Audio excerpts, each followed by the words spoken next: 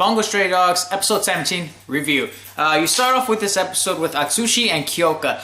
And right now, Kyoka is working with the agency. She's doing smaller jobs. And she's trying to transition from the port mafia lifestyle to the agency lifestyle. And as we could see in the beginning of this episode, she kind of struggles with that.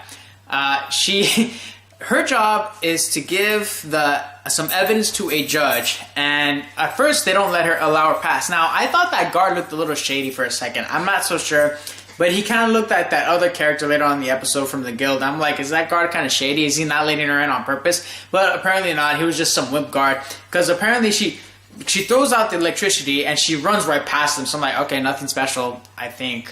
We'll see. And she electrocutes the fucking judge, and then she gives him the freaking evidence. So I'm like, ooh, okay, that was pretty bad. And you could see that Kyoka is struggling from transitioning from the assassin lifestyle to the agency lifestyle. And I'm glad that they showed that. They're kind of building her up little by little. Her going through the struggle of, being a flower that grew in darkness, from now seeing the light and working with the agency. And you see Atsushi, he's right along there to try to help her step by step. And he also offers her to use the snow demon for good, like use it for the agency, but she doesn't want to use it at all because apparently she has some bad memories with it because she was always being forced to use it with that fucking telephone. She's got to get rid of that thing. I don't know why she still has it. Well, actually, I'm pretty sure it's because it has something to do with her parents, which is actually revealed that she had killed her own parents with her snow demon, and that is told through Ozakai, who is another person who uses the demon power. It's called the Golden Demon, and she looks like she might have been a past teacher or member or master of Kyoka, because she's an executive port mafia. This girl comes in, she interrupts Atsushi and Kyoka, and she tries to bring her back.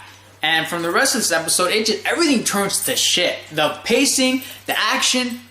Right off the bat, man.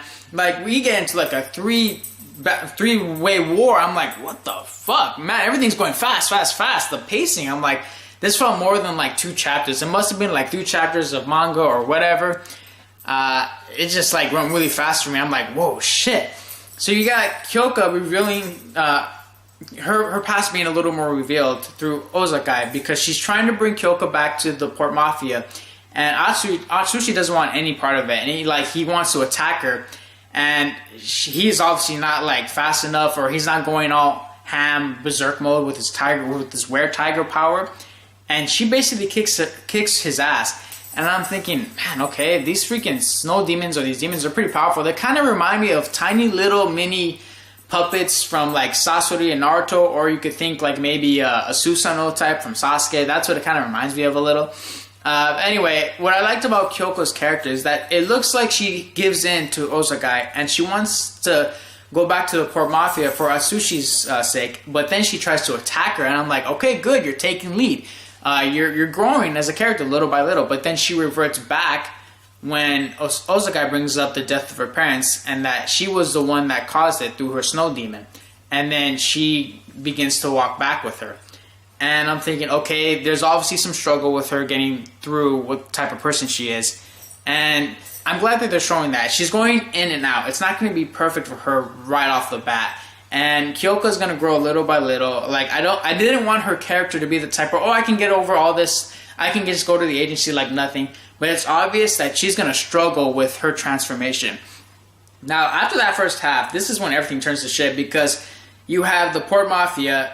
You have the agency showing up. You got Doppo, Kenji, Atsushi. Who else am I missing? A couple other guys from the agency. And then all of a sudden you get these people coming out from the fucking plane, and then they just beat the shit out of everyone, including the port mafia. And apparently these guys are from the guild. We didn't get too much screen time of the guild, or I think they were just mentioned barely. And here they are popping out of nowhere, and I'm like, who the fuck are you guys again? And I kind of had to like remember who they were. Like, I think they were mentioned in season 1, and they're like another, I guess, secret company that it wants to take over the city, and they just destroy everyone. Now, initially it looks like they completely outclass everyone, but if you count out the port mafia fodder, the guys with glasses and suits, it was Kyoka, Ozakai, Atsushi, Doppo, and Kenji versus 6 of those guys. So they were outnumbered by 1. And we don't even know if Kyoka, or I mean, we don't even know if Ozakai tried to help out the Port Mafia or if she was trying to go back and forth between both of them. So it didn't look like, I don't think they're as outclassed as it seems because we don't know the circumstances of the fight. But it seems to me that the guild members, those were like probably their heavy hitters. And obviously Dazai wasn't there to help out because he's one of their badasses. Ryunosuke wasn't there for the Port Mafia. He's another one of the badasses. So they looked outclassed a little, but not as bad as it initially looked like because they didn't show the fight.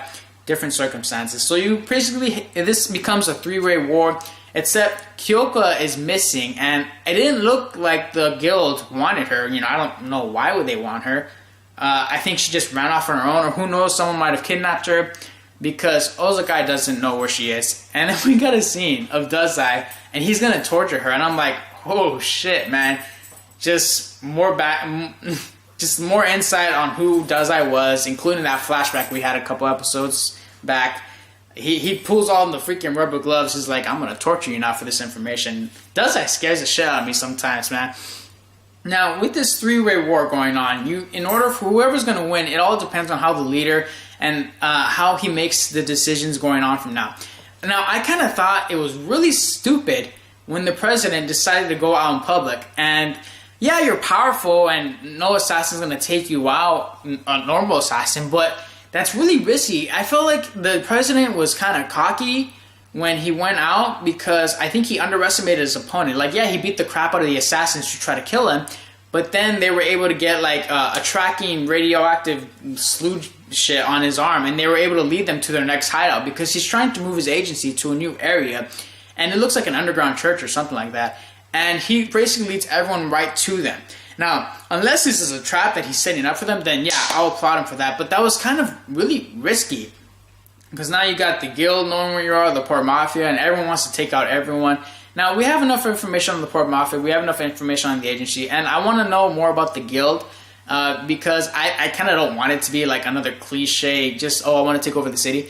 I hope there's like some kind of reason for it, maybe some backstories on these characters, because these characters look pretty damn interesting. You got the girl with the umbrella. You got some dude with long hair who hasn't been out for like years.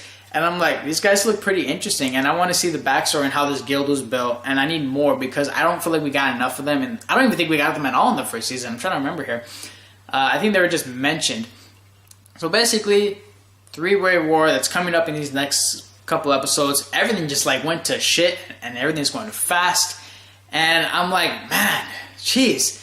Talk about felt like a different feeling from the flashback where it was kind of like built up. But anyway, like I hope the flashback can tie in to this current arc, and hopefully we get some good character development, more for Kyoko, for Atsushi.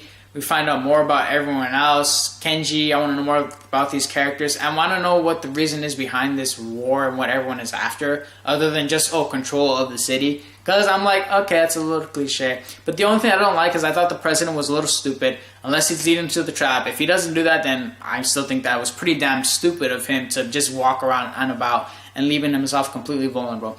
As for the episode, I'll give it a 4 out of 5. It was a solid episode. Hope you guys like the review. Fan chart out.